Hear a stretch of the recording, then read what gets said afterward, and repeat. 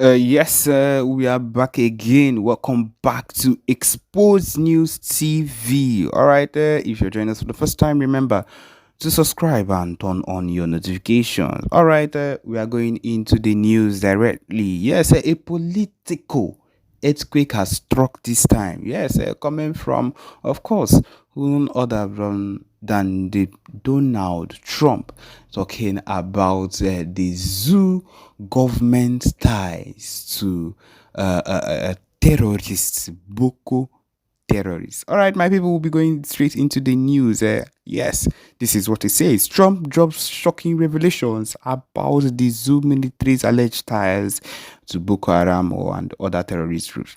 In a bombshell speech that has sent shockwaves across the globe, Trump has, one way or another, talked about how or spoken about how the zoo right high-ranking officials in within the zoo government, Nigerian government, have been connected one way or another, funding and protecting zoo terrorists while using military forces to oppress innocent civilians in the southeast.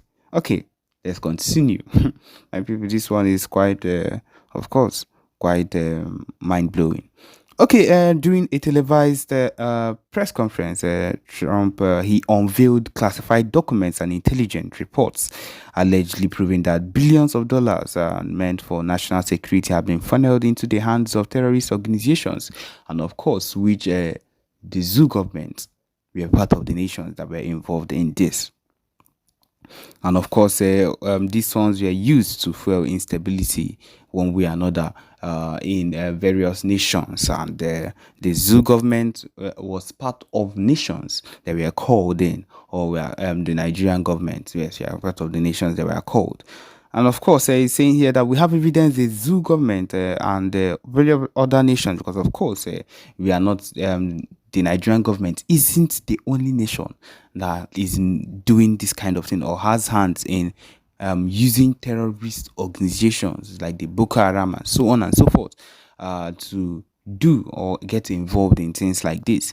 And the world must wake up. That is what he said. My people, it is no longer a joke as this man has actually put his hands into things like this. Okay, the US president further calling out a top zoo Nigerian official widely refers to as Musa. Of course, we know who Musa is. Everybody knows who Musa is. As he has been also accused of being one of the key people working for this thing or working towards working with the terrorist organization. My people, one way or another, we have always known that. In fact, the first insight that should have been made known to the public was when Boko Haram had been active, doing a whole lot of causing a whole lot of harm in the north, bombing and the rest of it, kidnapping, causing a whole lot of issue. And within that same period of time, something about the Biafra movement and Biafra liberation came up within that same period of time. And my people, guess what happened?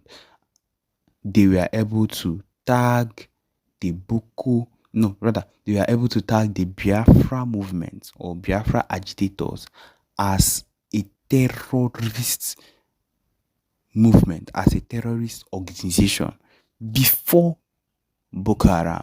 And that was where it all got fishy. Because within that first time, this was the first time around the first time period where Boko Haram had come out. It should have been during Jonathan's time or before that.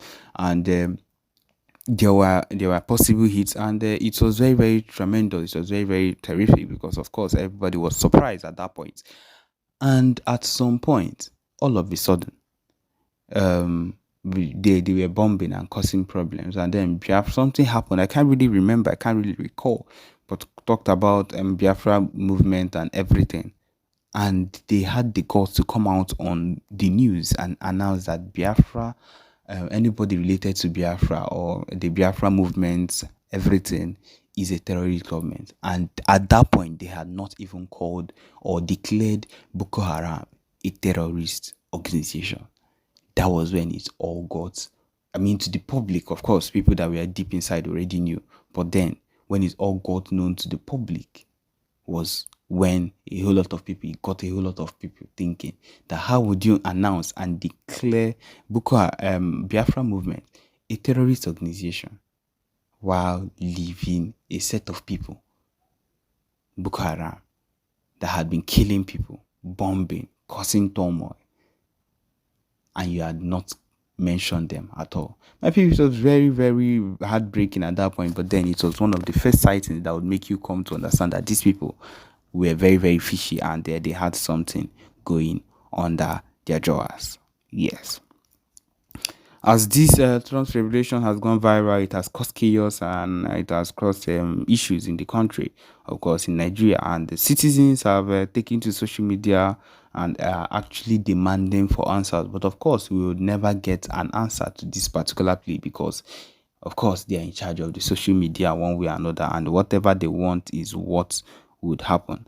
Meanwhile, inside zoos, corridors of power, panic has set in, and government officials have scrambled to discredit the claims of everything that has been done. My people, that is what you would expect. But let us have it in mind that none of this would stop. None of this. I repeat, none of these issues are about to stop.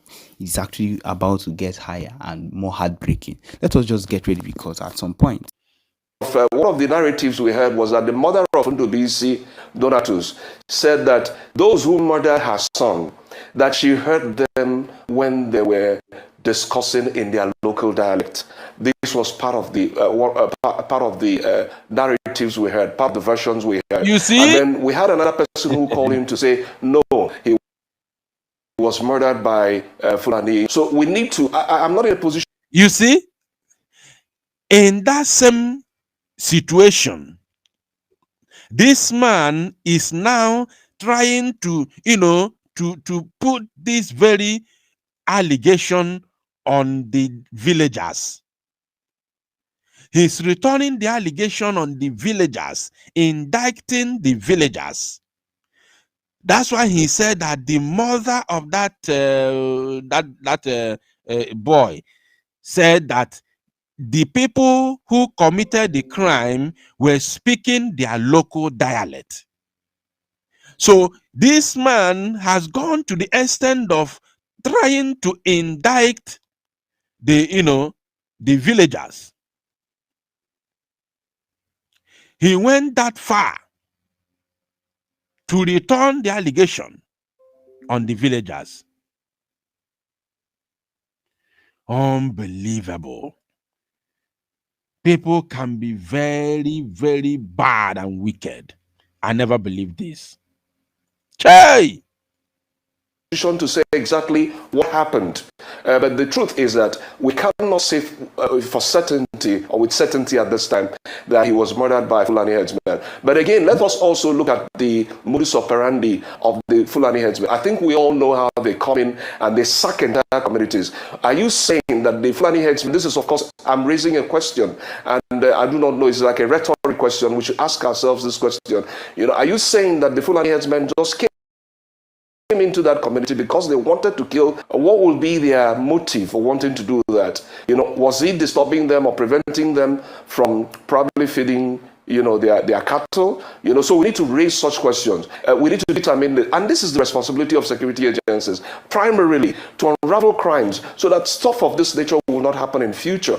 I mean, it's about time we began to measure the performance of our security agencies based on the amount of crimes that are able to, solve. We need this thing solved. Okay, now, going to the other question, if you could remind me, I think the first one is about, am I saying that there hasn't been any Fulani killings? Yes, so the first was whether or not, and I think you've just has there been any that. Fulani killings? Yes, the first was whether or not there's any Fulani killings. Okay, I can only rely on the narratives of the people we spoke to. Okay. I can only rely on the narratives of the people we spoke to. We went to a particular community called Ebo or Abo. I don't know actually how it's pronounced, but at least we interviewed them. One of them said that the government has the capability of preempting some of these crimes and stopping them even before they happen. All right. Can you clarify for us at whose instance your fact-finding trip This is it. This is where I have been waiting for. Let's listen to this. Clarify for us. All right. Can you clarify for us at whose instance your fact-finding trip to that area was? Were you invited with the other journalists that you embarked on it? Who coordinated it? I'm asking so that we can be better informed about the criticism that has trailed the reluctance of different government agencies to respond in the manner that locals will appreciate and applaud. I like the fact that you mentioned how the local government chairman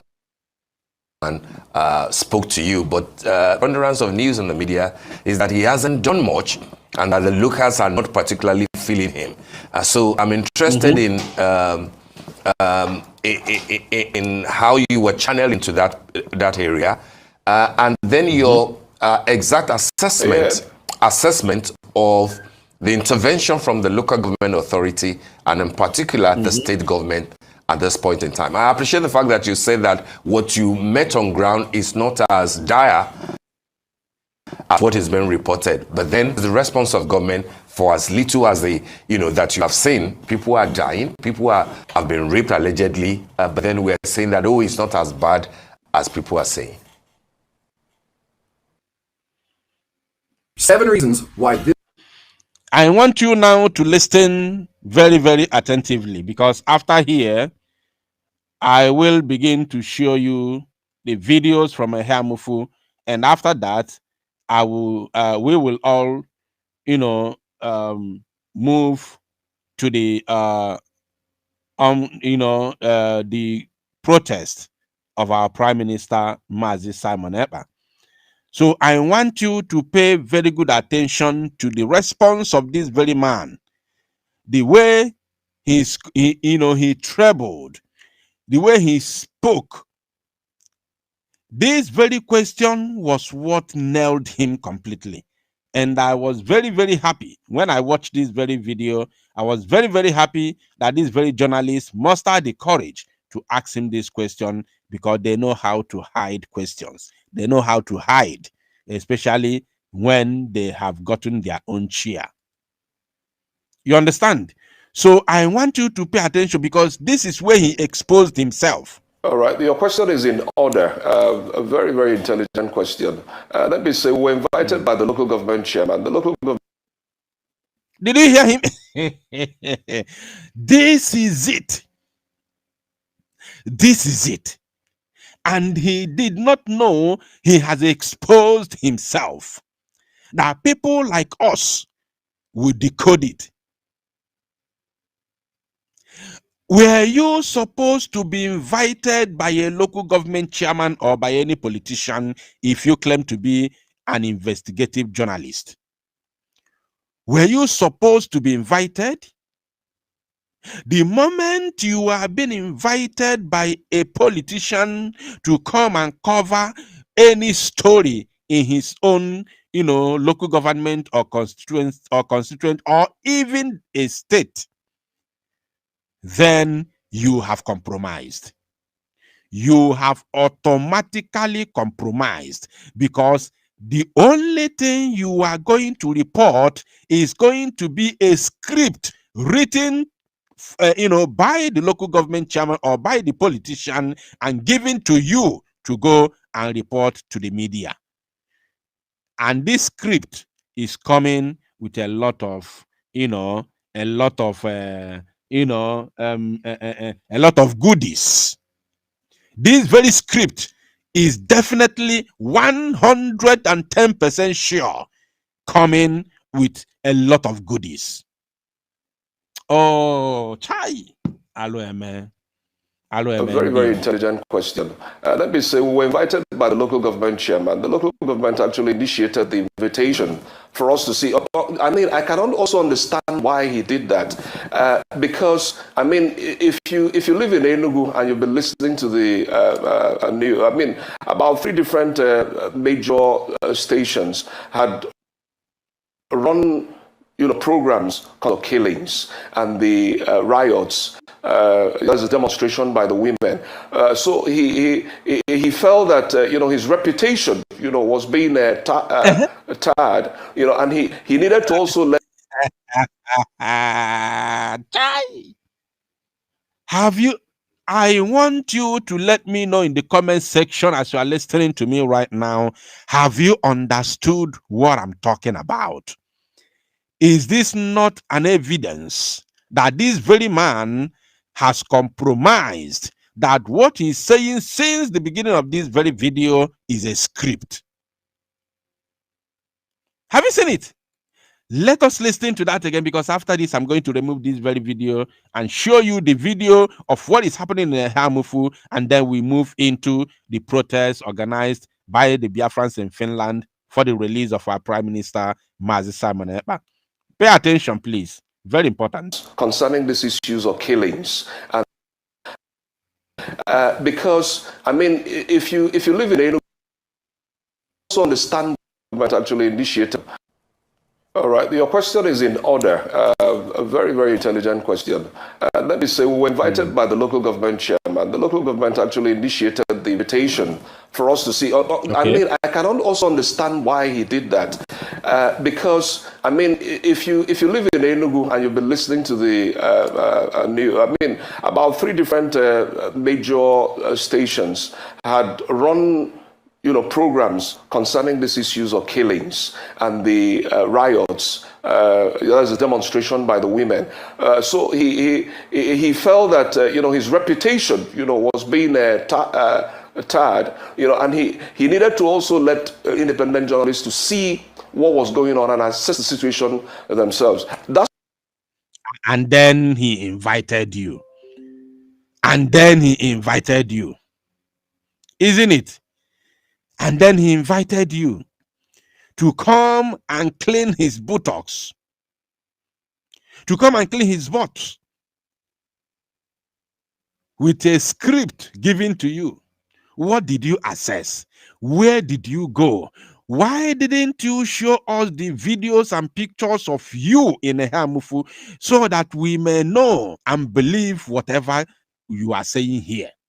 How can an investigative journalist go for an investigation to a certain area or location without a camera, at least to take videos and pictures of him talking about the incident in that very location, and then show it on television? These are the things. Before you even come to Arise, that video must have been sent to Arise TV, so that as they are asking you these questions, they will be showing you live and direct in that very location in Ehamufu. That is how investigative journalism is being done. You don't just sit in your sitting room, maybe instead of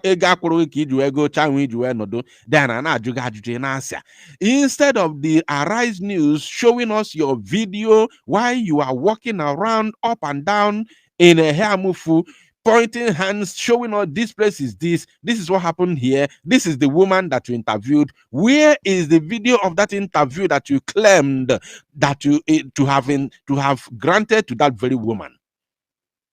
Where is the video? You said you interviewed that woman and he's alive and healthy. Where is the video? These are the videos that Arise News should be showcasing by the side. Instead of showing us Fulani herdsmen pictures by the side, they should be showing us your own video while you were walking around the Hamufu, investigating what transpired, what happened in the Hamufu.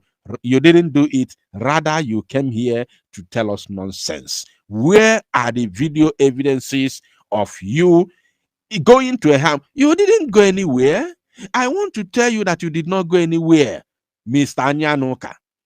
You did not go anywhere. The only place you went, your journey ended in the office of the local government chairman of issues or local government area. Simple. It is very simple as that. Your journey ended in the office of the local government chairman of Isuzo. That is where you ended your journey. You are a rogue. You are a rogue, a thief. That is who you are. ndị Igbo anyị ji aka anyị na-ele onwe anyị. This man pụta na national TV si asị lied against the dead because of money. Let's listen to him for the last time. That's what I would have done if I was a local government chairman. I definitely would have invited reporters, journalists from across Enugu and across different media organizations to come and, have an on-the-spot assessment, on their own. So that being said, my assessment of the local government, based on what we saw on ground, I don't think he's doing so badly. I must say, I'm not his spokesperson, but based on the promotion. He said he doesn't think that the local government chairman is doing so badly. I don't think he's doing so badly based on my own assessment, based on what you saw. What did you see? Dead bodies of our own people littered in the bushes. That I have the pictures and videos. Is that what you see? Is that what you saw? Or what did you see? What did you see? Or you saw the bag of money that was given to you because they cannot do transfer. What did you see, Oga? You saw the bag of money that made him not to be doing so badly, that made him to be a good man, that made him to be doing so well. Is that not what you see? What you saw? The bag of money, isn't it?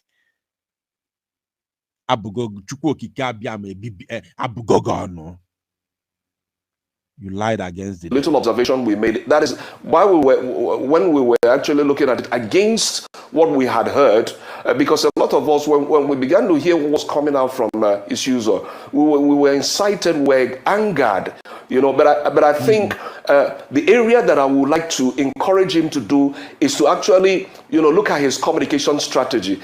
I think he needs to work a little more on that. I think even the state government needs to also help in this regard. Get out. Get out. You in a so ye. In a so ye. In a so ezigbo yi. Anya anoka. In a so ye. Fele me bugogi. I fele me buegi anya anoka. Fele me bugogi. In a you irritate me. You irritate me in a somo. In a so ye in general. In a so ye. Shame. Shame unto you. Now let us see the video from Ehamufu directly. We are going to watch it briefly, and after that we will go into the program of the day. The main program that has brought us here this evening is the march, the protest, which is coming on the 9th of May 2025, the march for the release of our Prime Minister who has committed no offense, who was picked up by the Finnish authority for propagating for the freedom of his own people. That is the main topic tonight. Emalo, if you know you haven't shared and liked this very broadcast, I don't know what you're waiting for, because we have a very serious topic tonight. I understand the reason why things are the way it is. I understand the reason why a lot of people are angry and a lot of people are, discouraged. Many Biafrans, as I'm speaking to you today, right now, many Biafrans are discouraged. I understand. I understand very, very well by the numbers, because many Biafrans are discouraged because of the shenanigans of some people who are supposed to be, who are supposed to hold this very struggle and even make the fire, increase the fire. People who are supposed to increase the fire. The same thing that happened when Mazi Nnamdi Kanu was kidnapped in Kenya and renditioned to the zoo by the zoo government is the same thing that happened. The same thing. People got discouraged. People got discouraged. It took Mazi Simon Ekpa and few of us a lot. It took us a lot to hold the struggle, and it took us months and years to bring back the people that got discouraged in this very struggle to come back and put in more interest in this very struggle that got us where we were before the prime minister was, arrested in Finland. Sabotage everywhere. Sabotage everywhere. People got discouraged. Even many people, millions of Biafrans do not even want to hear anything about Biafra anymore. Many people don't want to hear anything that has to do with Biafra. I'm telling you, I am telling you, many now are waiting to hear when Mazi Simon Ekpa will be released so that they will join again. And many are still waiting for Mazi Nnamdi Kanu's release. Not even Mazi Simon Ekpa's release. Many people are still waiting for Mazi Nnamdi Kanu to be released for them to start listening to anything that has to do with Biafra again. Not just because of Mazi Nnamdi Kanu's kidnap. No, it was because of what happened to the agitation back then, because of what happened to the struggle back then that got them discouraged. It's still the same thing that happened to the struggle in Cape Azua that has got them discouraged. I'm telling you. I am telling you the truth. This is exactly what happened in 2021. Shame. Ifere megbugo ndị be anyị. Ndị be anyị nwere ifere. Ndị be anyị nwere ifere. I am ashamed of our people. I am totally ashamed of our people. Why are you people here, and what brought all this crowd here, all these women that are here? What is the problem?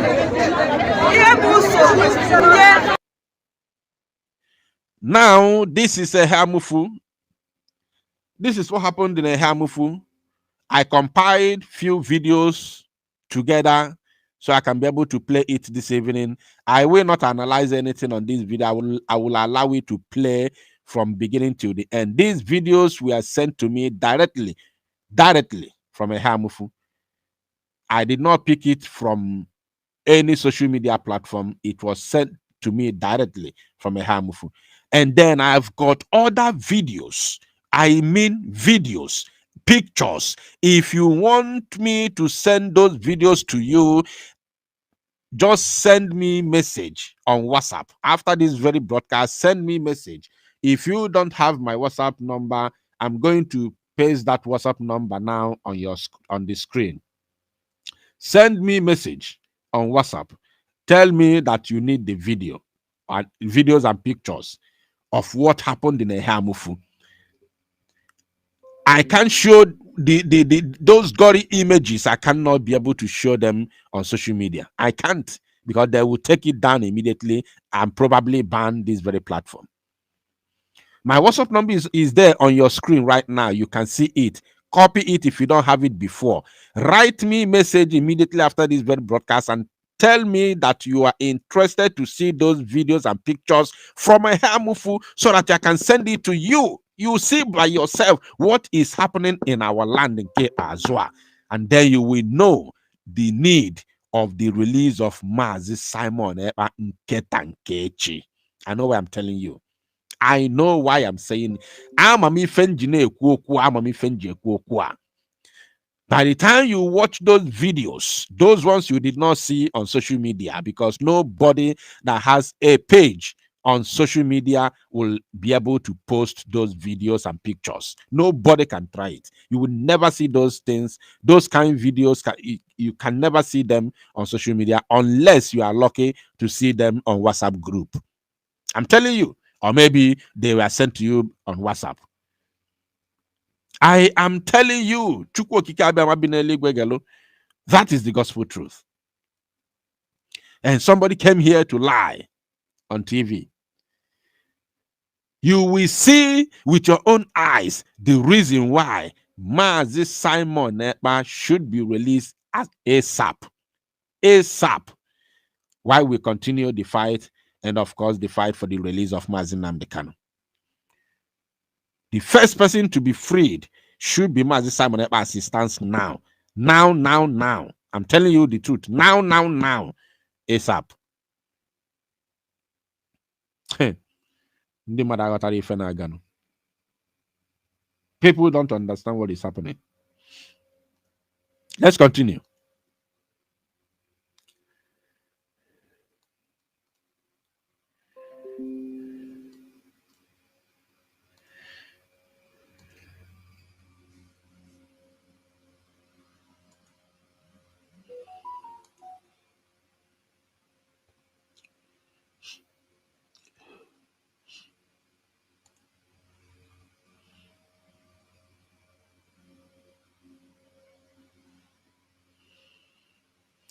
Can you hear my voice? Please let me know in the comment section. I don't know if my network has started giving me some issues here. Please let me know if you can hear my voice. Let me know in the comment section so that we can continue. Very, very important. If you can hear me, let me know right now in the comment section, please. Very, very, very important so that we may continue. Network has started misbehaving.